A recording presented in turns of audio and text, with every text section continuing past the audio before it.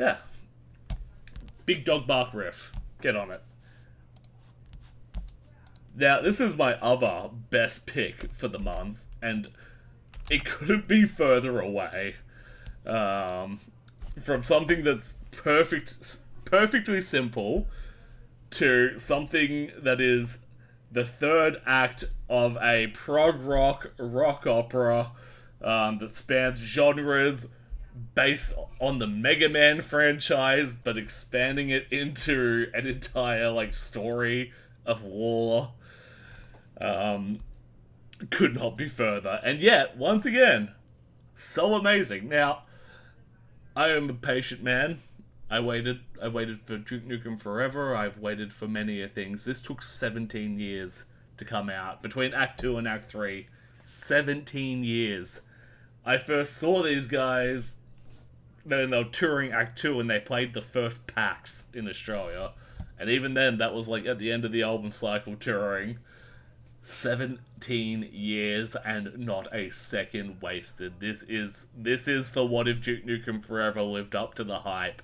This lives up to the hype. I'm going to start off with one negative note, because I just want to get that out of the way. This is a very narratively dense band.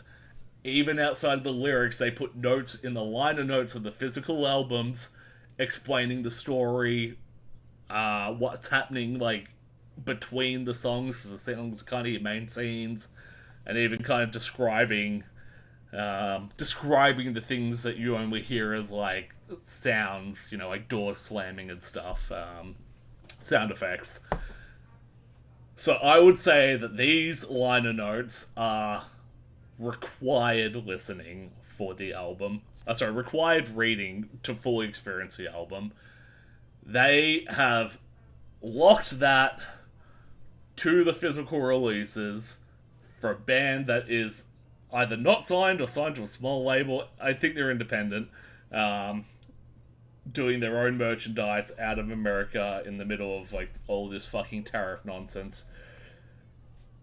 So I bought the album digitally on Bandcamp because I love this band, and even then, I'm not apparently worthy to get these liner notes to understand the full story.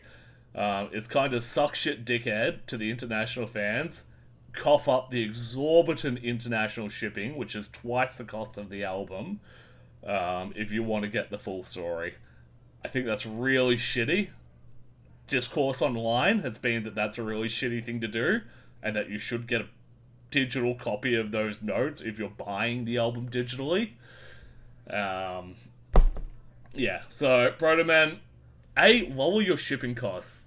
You are above what other people are charging to send albums from America to Australia. So I don't know if you've just not reviewed them recently or if you've got a really bum deal, but even amongst all this international shipping bullshit, you guys are expensive compared to your peers. And secondly, put the fucking liner notes in the digital copy on Bandcamp. Costs you nothing. Supports your fan, especially when your whole shtick is meant to be really fight the power. It's about overthrowing a tyrannical government, and then they're tee we're gonna paywall the message about the rise of the common man. It's silly. Anyway, musically, it's a bit of Queen, it's a bit of Jim Steinman, bit of Meatloaf, sprinkle of Maiden with a Deep Purple on the keys. It is a masterclass of classic rock appreciation, and that, once again, that real Jim Steinman ability to build a world within your albums in these huge, soaring, borderline operatic tracks. And it's so authentic to the old school elements too. It doesn't feel like a throwback band. It just feels of the time. And that is so rarely done. There are so many throwback bands out there. There are so few that just sound this genuine, straight plucked from then and put into now. They've got multiple vocalists. They're all just super powerful. The compositions are perfect. My original notes here that I'm looking at says too many interlude tracks, especially they're back to back, or an interlude that goes into an instrumental. Um, and I did feel like that at first, but on multiple listens, and then listening to Act 1, 2, and 3, or if you want it chronologically, it actually goes Act 2, then Act 1, then Act 3, whatever. And you listen to the whole thing, and I'm like, no, actually, as a trilogy, the pacing is spot on. Yeah, the first feels like that was breaking it up, but no, I have to consider the whole art piece. And I had to repeat listen because their albums are all growers. Because I think you need to go through a few times to really appreciate the storytelling, pick up all the elements, pick up what the characters are doing in every scene. So it probably wasn't, my best album of the month, best album of the year on first listen, but weeks in, yeah, it's easily up there. The only thing that I thought is Act 2 had some really, cool, tough songs where it was, really fight the power, fist fight in there with the big bad power. Act 1 had that too. Act 3 kind of doesn't, and once again, at the first, I'm like, oh, where's the tough song? Where's the, rah, rah, beat on the brat? And once again, that kind of folds into the narrative of, in this story of overthrowing tyranny, Act 1 and 2 both had that song, and in both times, narratively, they failed. There is a reason it doesn't happen again in Act 3, it's because they have learnt from their failures, and they try a different approach.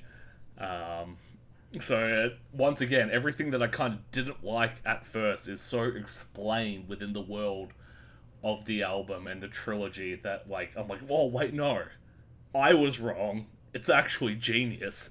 And that's the thing. This is... it's just a masterclass of cinematic story writing, with callbacks that, loop in different parts of the story, and there is a real opportunity when doing that in music with the concept of the refrain. You're not just calling back to a moment that you might do in a flashback, or even a kind of wink to the camera in a visual format. With this, you can actually repeat the riff and make the listener go, it's that parallel to something that happened on Act 1 or Act 2. And I think that's really cool. And I think they made the most of it. Especially when you start doing that towards the big finale. And it really pulls everything together of how we got here. So yeah, just beautiful cinematic story writing within the world of music rather than the world of cinema. And the story is cool too. The everyman anti-hero, the lyric of no hero can save us, but I've never been a hero, really kind of tying everything together, and I think appealing to the everyman right now in the world of kind of, there's a real sense of man, yeah, we kind of fucked up a lot. We've kind of fucked the world pretty heavily. If you feel like you're the good guy in the story, you're probably not. We've all done a bit wrong in our lives. But you can still turn around and be like, but I can do right. I might have not been a hero, but I can do right. And I really like that. It kind of shows that maturity of the band, of, especially when you're matching the age of these band members. As their story matures, you mature with it, and you're like, yeah, I get it. And they've done a really good job of that, and expressing that characterization through only spoken narrative and song. And the liner notes help as well. But honestly, if you don't have the liner notes, I think you'll still get 80% of the story. I think you'll still get the main thread of the story, but it really helps to have it. And I have glazed this for far longer than I glaze an album normally. It obviously gets the hell fucking yeah. I can't stress enough how enjoyable it will be if you go out and listen to Act 1, 2, and 3. I think listen to them in release order because the quality of recording significantly jumps up. If you listen to Act 2, you're like, this is good. And then you listen to Act 1, you'd be like, this was recorded on a potato in a shed. So yeah, I think it's like doing Star Wars. You watch them in release order, otherwise it's really jarring when the quality goes to shit on episode 4. Uh, yeah, hell fucking yeah.